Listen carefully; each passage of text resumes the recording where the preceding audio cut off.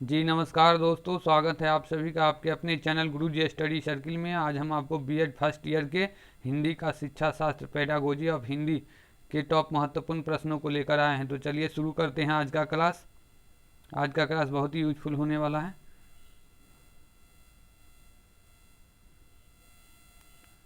प्रश्न संख्या 1 है, हमारे मस्तिष्क में जो भी विचार उत्पन्न होते हैं उन विचारों को दूसरे के सामने व्यक्त करना तथा दूसरे के विचारों को समझना क्या कहलाता है।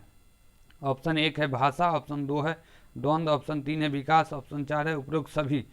तो यहाँ जो हो जाएगा एक का ऑप्शन नंबर 1 सही हो जाएगा। ये जो है भाषा हो जाएगा। जो भी विचार उत्पन्न होते हैं मस्तिष्क में उन विचारों को दूसरे के सामने हम कहते हैं, व्यक्त करते हैं और दूसरे के विचार को हम समझते हैं, वो जो है भाषा कहलाता है। भाषा कहलाता है। और इससे संबंधित ये भी याद रखिएगा, बच्चा जिस क्षेत्र में जन्म लेता है उस क्षेत्र में बोली जाने वाली भाषा तथा उसके माता पिता द्वारा बोली जाने वाली भाषा क्या कहलाता है। तो ये जो है बच्चा जिस क्षेत्र में जन्म लेता है और उसके माता पिता द्वारा बोली जाने वाली भाषा जो है मातृभाषा कहलाता है। तो भाषा से संबंधित मातृभाषा भी याद रख लीजिएगा कि जिस क्षेत्र में बच्चा जन्म लेता है और उसके माता पिता द्वारा जो भाषा बोला जाता है वो मातृभाषा है, और भाषा का तो यहाँ है ही। तो चलिए बढ़ते हैं अगले प्रश्नों की ओर। भाषा के रूप है, भाषा के कितने रूप है। भाषा के रूप है देखिए, ऑप्शन 1 में मौखिक भाषा, ऑप्शन 2 है लिखित भाषा, ऑप्शन 3 है दोनों, और ऑप्शन 4 है इनमें से कोई नहीं। तो यहाँ जो हो जाएगा 2 का ऑप्शन नंबर 3 सही हो जाएगा। दोनों भाषा के जो है रूप है दोनों है, मौखिक भाषा है, लिखित भाषा है। तो चलिए बढ़ते हैं अगले प्रश्नों की ओर। मनुष्य के विकास के लिए मातृभाषा उतनी ही आवश्यक है जितना कि बच्चे के शारीरिक विकास के लिए माता का दूध। यह कथन किसने कहा है। ऑप्शन 1 में पंडित जवाहरलाल नेहरू, ऑप्शन 2 है महात्मा गांधी, ऑप्शन 3 है रविन्द्रनाथ टैगोर, ऑप्शन 4 है स्वामी विवेकानंद। तो यहाँ जो हो जाएगा 3 का ऑप्शन नंबर 2 सही हो जाएगा। ये कथन जो है महात्मा गांधी जी कहे हुए हैं। चलिए आते हैं अगले प्रश्नों की ओर। बीएस ब्लूम के अनुदेशनात्मक उद्देश्य है। बीएस ब्लूम जो दिए थे उद्देश्य, कौन कौन से उद्देश्य है। तो ऑप्शन 1 है ज्ञानात्मक उद्देश्य 1956 ईस्वी में दिया था, भावात्मक उद्देश्य 1964 ईस्वी, ऑप्शन 3 है क्रियात्मक उद्देश्य 1962 से 72 ईस्वी, ऑप्शन 4 है उपरोक्त सभी। तो यहाँ जो हो जाएगा 4 का ऑप्शन नंबर 4 जो है सही हो जाएगा। उपरोक्त सभी है। बीएस ब्लूम जो थे अमेरिका के शिक्षा शास्त्री थे, उन्होंने जो है तीन उपदेश दिए थे, ज्ञानात्मक उद्देश्य, भावात्मक उद्देश्य, क्रियात्मक उद्देश्य। तो यहाँ जो हो जाएगा ऑप्शन नंबर 4 सही है। चारों मतलब तीनों उद्देश्य है, इसका ऑप्शन नंबर 4 सही है। चलिए आते हैं अगले प्रश्नों के। भाषा कौशल है। भाषा कौशल ये जो है बहुत ही वीवीआई प्रश्न है। सीटेट टीचर जो है एलिजिबिलिटी परीक्षा होता है, शिक्षक पात्रता परीक्षा, सीटेट सब में पूछा जाता है ये वाला प्रश्न। भाषा कौशल कौन कौन सा है। तो भाषा कौशल इसको एकदम याद रखिएगा। ऑप्शन 1 है सुनना श्रवण कौशल, ऑप्शन 2 है बोलना भाषण कौशल, ऑप्शन 3 है पढ़ना पठन कौशल, ऑप्शन 4 है लिखना लेखन कौशल।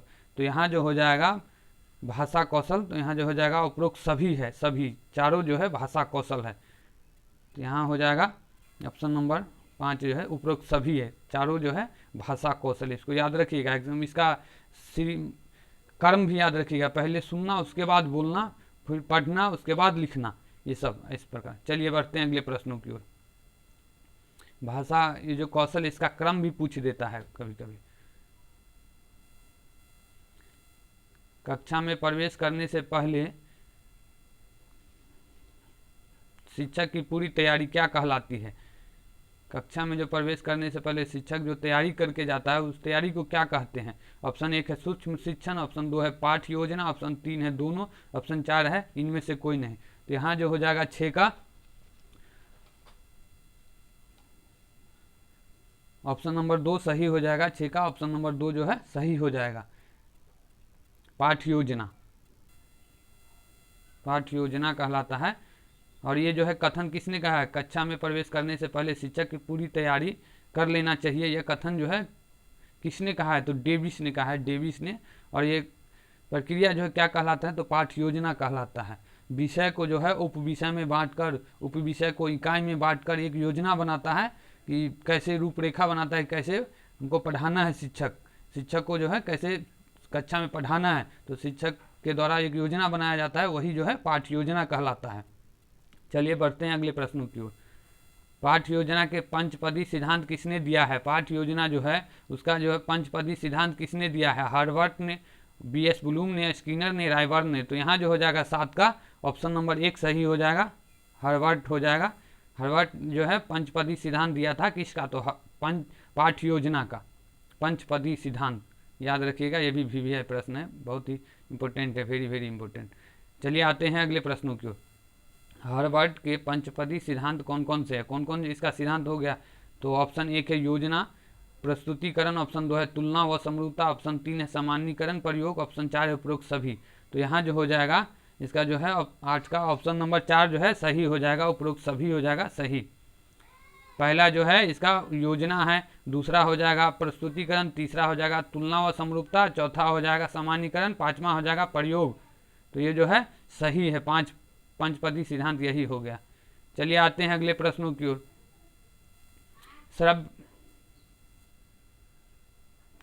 श्रव्य सहायक साधन है, तो यहाँ जो है श्रव्य सहायक साधन कौन सा है? वह साधन जो शिक्षण प्रक्रिया में जिसे सुनकर सहायता प्राप्त हो, श्रव्य सहायक साधन कहलाता है। तो यहाँ श्रव्य सहायक साधन कौन है? ऑप्शन 1 है रेडियो, ऑप्शन 2 है ग्रामोफोन, लिंगुआफोन, ऑप्शन 3 है टेप रिकॉर्डर, ऑप्शन 4 है उपरोक्त सभी। तो यहाँ जो हो जाएगा 9 का ऑप्शन नंबर 4 जो है सही हो जाएगा, उपरोक्त सभी जो है श्रव्य सहायक साधन है। चलिए आते हैं अगले प्रश्नों की ओर। दृश्य सहायक साधन क्या है? दृश्य सहायक साधन तो शिक्षण प्रक्रिया में जिसे देखकर सहायता प्राप्त हो वह जो है दृश्य सहायक साधन है। तो ऑप्शन 1 में है श्यामपट मॉडल चार्ट, ऑप्शन 2 है मानचित्र रेखाचित्र, ऑप्शन 3 है ग्लोब और संग्रहालय, ऑप्शन 4 है उपरोक्त सभी। तो यहाँ जो हो जाएगा 10 का ऑप्शन नंबर 4 जो है सही हो जाएगा, उपरोक्त सभी जो है दृश्य सहायक साधन है। चलिए आते हैं अगले प्रश्नों की ओर। श्रव्य दृश्य सहायक सामग्री है शिक्षण प्रक्रिया में जिसे देखकर और सुनकर सहायता मिले वो जो है दृश्य और श्रव्य दृश्य सहायक सामग्री है। श्रव्य दृश्य सहायक सामग्री जिसे देखकर और सुनकर सहायता मिले शिक्षण प्रक्रिया में, तो ये कौन कौन सा है? ऑप्शन 1 है दूरदर्शन, ऑप्शन 2 है फिल्म वीडियो, ऑप्शन 3 है अभिनय, ऑप्शन 4 है उपरोक्त सभी। तो यहाँ जो हो जाएगा 11 का ऑप्शन नंबर 4 जो है 11 का ऑप्शन नंबर 4 जो है सही हो जाएगा, उपरोक्त सभी जो है श्रव्य दृश्य सहायक सामग्री है। चलिए आते हैं अगले प्रश्नों की ओर। हार्डवेयर श्रव्य दृश्य तकनीकी सहायक उपकरण है। हार्डवेयर श्रव्य दृश्य मानी जिसको देखकर और सुनकर और देखकर जो है तकनीकी टेक्नोलॉजी वाला सहायक सामग्री है शिक्षण प्रक्रिया में कौन सा है जो हार्डवेयर के अंतर्गत आता है? तो ऑप्शन 1 है शिक्षण मशीनें, ऑप्शन 2 है रेडियो टेप रिकॉर्डर, ऑप्शन 3 है दूरदर्शन कंप्यूटर शैक्षिक फिल्में, ऑप्शन 4 है उपरोक्त सभी। तो यहाँ जो हो जाएगा 12 का ऑप्शन नंबर 4 जो है सही हो जाएगा, 12 का ऑप्शन नंबर 4 सही हो जाएगा, उपरोक्त सभी जो है श्रव्य दृश्य तकनीकी सहायक सामग्री है और जो है हार्डवेयर के अंतर्गत आता है। चलिए आते हैं अगले प्रश्नों की ओर। सूक्ष्म शिक्षण माइक्रो टीचिंग क्या है? ऑप्शन 1 है शिक्षक विधि, ऑप्शन 2 है शिक्षक प्रशिक्षण विधि, ऑप्शन 3 है पाठ्य योजना, ऑप्शन 4 है उपरोक्त सभी। तो यहाँ जो हो जाएगा 13 का ऑप्शन नंबर 2 जो है सही हो जाएगा। शिक्षक प्रशिक्षण विधि जो है इसको माइक्रो टीचिंग कहा जाता है। माइक्रो टीचिंग, माइक्रो का अर्थ है सूक्ष्म शिक्षण, माने थोड़ा पढ़ाना। सूक्ष्म शिक्षण विधि ऐसी विधि है जिसमें जो है शिक्षक को जो है कक्षा में अभ्यास कराया जाता है। पढ़ाने का मतलब कैसे पढ़ाते हैं वो जो है 5-7 मिनट के लिए पढ़ाया जाता है, पढ़ाइए आप, इस प्रकार जो है सूक्ष्म शिक्षण माइक्रो टीचिंग है। चलिए आते हैं अगले प्रश्नों की ओर। सूक्ष्म शिक्षण की विशेषताएं क्या है? ये देखिए यही लिखा हुआ है, सूक्ष्म शिक्षण की विशेषताएं जो है, सूक्ष्म शिक्षण की विशेषताएं क्या है? सूक्ष्म शिक्षण जो है ये है ऑप्शन 1 है यह शिक्षक को प्रशिक्षण देने की विधि है। यह जो है टीचर को शिक्षक को जो है प्रशिक्षण देता है, कैसे पढ़ाया जाता है क्लास में वर्ग में वह। ऑप्शन 2 है यह विधि विषय सामग्री को पढ़ाने का माध्यम नहीं है। जो है विधि जो है विषय सामग्री को पढ़ाने का जो है माध्यम नहीं है, हमेशा नहीं पढ़ाया जाता है इसे, जो प्रशिक्षण ट्रेनिंग दिया जाता है इसकी कैसे पढ़ाना है, हाउ टू टीच। ऑप्शन 3 है इसमें कक्ष में 5 से 7 छात्र एवं इसकी अवधि 5-7 मिनट की होती है। ऑप्शन 4 है उपरोक्त सभी। तो यहाँ जो हो जाएगा 14 का ऑप्शन नंबर 4 जो है सही हो जाएगा, 14 का जो है ऑप्शन नंबर 4 सही हो जाएगा, उपरोक्त सभी जो है सूक्ष्म शिक्षण की विशेषताएं हैं। चलिए आते हैं अगले प्रश्नों की ओर। सूक्ष्म शिक्षण के सोपान हैं। सूक्ष्म शिक्षण के अब सोपान कौन कौन से हैं? तो ऑप्शन 1 है शिक्षण कौशल का परिचय देना, शिक्षण कौशल मन कैसे पढ़ाएंगे उसका परिचय देना। ऑप्शन 2 है प्रस्तुतिकरण। ऑप्शन 3 है आदर्श पाठ प्रदर्शन, प्रतिपुष्टि की प्राप्ति, पुनः शिक्षण। ऑप्शन 4 है उपरोक्त सभी। तो यहाँ जो हो जाएगा 15 का ऑप्शन नंबर 4 जो है सही हो जाएगा। सूक्ष्म शिक्षण के सोपान है, तो ये सभी जो है सूक्ष्म शिक्षण के सोपान हैं। चलिए आते हैं अगले प्रश्नों की। ऐसे पाठों को पढ़ाने के लिए जिससे जुड़ी वस्तुओं को छुआ या देखा नहीं जाता है वह कौशल कहलाता है। कौन सा कौशल कहलाता है? जिसको पढ़ाने के लिए जो वस्तुओं को देखा नहीं जाता है, वस्तु छुआ नहीं जाता, छू नहीं सकते उस वस्तु को, कौन सा जो है कौशल कहलाता है। कौशल ये विभिन्न सारे कौशल है पढ़ाने के, प्रश्न कौशल, व्याख्या कौशल, दृष्टांत कौशल, उदाहरण कौशल। तो यहाँ जो हो जाएगा कौन सा कौशल जो है इस पर आधारित है, जिस वस्तु को देखा नहीं जा सकता, छुआ नहीं जा सकता है, वो कौशल जो है कौन सा कौशल है। तो यहाँ जो हो जाएगा 16 का ऑप्शन नंबर जो है 3 सही हो जाएगा। दृष्टांत कौशल जो है, दृष्टांत कौशल इसके अंतर्गत हो जाएगा इसका सही आंसर। चलिए आते हैं अगले प्रश्नों की ओर। प्रश्न संख्या 17 है रचना का शाब्दिक अर्थ है। रचना का जो है शाब्दिक अर्थ क्या कहलाता है? रचना का अर्थ क्या है? ऑप्शन 1 है निकालना, ऑप्शन 2 है पढ़ना, ऑप्शन 3 है सजाना अथवा संवारना, ऑप्शन 4 है उपरोक्त सभी।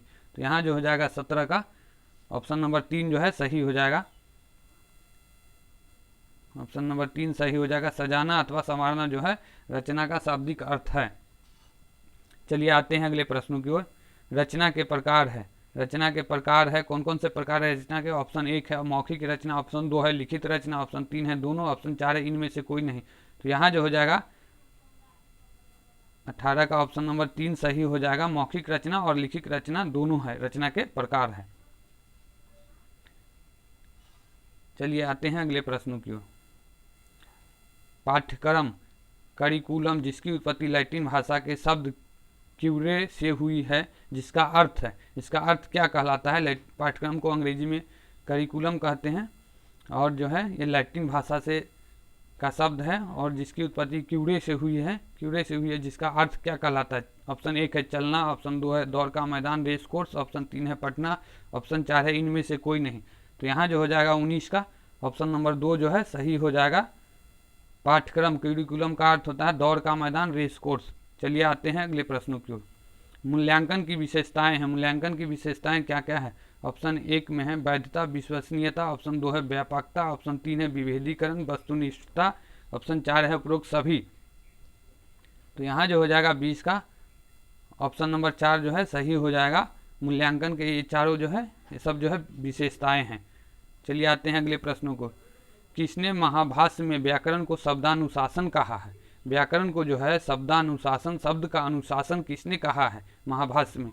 तो ऑप्शन 1 है पतंजलि, ऑप्शन 2 है रविन्द्रनाथ टैगोर, ऑप्शन 3 है महात्मा गांधी, ऑप्शन 4 है स्वामी विवेकानंद। तो यहाँ जो हो जाएगा 21 का ऑप्शन नंबर जो है 1 सही हो जाएगा। पतंजलि जी जो है, महर्षि पतंजलि महाभाष्य में व्याकरण को शब्दानुशासन कहे थे। चलिए आते हैं अगले प्रश्नों की ओर। व्याकरण की शिक्षण प्रणाली है। व्याकरण की शिक्षण प्रणाली कौन कौन सी है? ऑप्शन 1 है सूत्र प्रणाली या निगमन विधि, ऑप्शन और जो है आगमन विधि, ऑप्शन 2 है पाठ्य पुस्तक विधि, भाषा संसर्ग विधि, ऑप्शन 3 है समवाय विधि, खेल विधि, ऑप्शन 4 है उपरोक्त सभी। तो यहाँ जो हो जाएगा व्याकरण की शिक्षण प्रणाली जो है उपरोक्त सभी हो जाएगा। 22 का ऑप्शन नंबर 4 जो है सही हो जाएगा। ऑप्शन नंबर 4 सभी प्रणाली जो है व्याकरण शिक्षण के अंतर्गत आता है।